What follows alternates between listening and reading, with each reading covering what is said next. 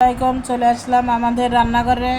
আপনারা সবাই কেমন আছেন? আশা করি সবাই ভালো আছেন। আমি অনেক দিন পর আবার আমার চ্যানেলে ঢুকলাম।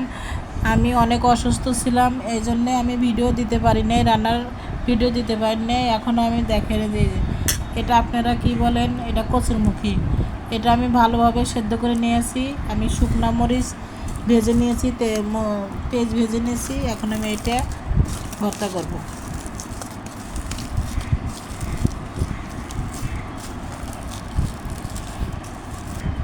আমি এখন এই মরিচটা দেখেন কত সুন্দর করে ভেঙে নিয়েছি।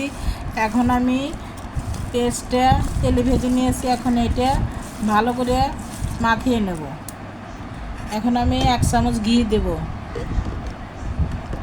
1 চামচ ঘি দেব।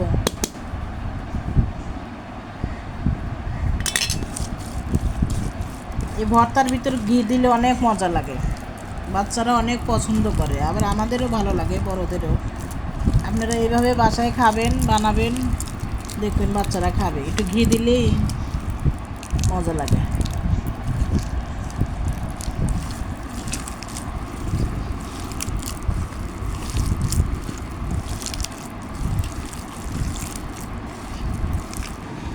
এই দেখেন আমার ভর্তাটা হয়ে গেছে। এখন আজকে আমাদের দুপুরকার খাবার কচু ভর্তা, এখানে মিষ্টি লাউ ভাজি, আর এখানে উস্তা ভাজি। ডাউল চুলার পর আছে, এখনও ডাউল হয় নাই। আজকে আমাদের দুপুরকার খাবার এই।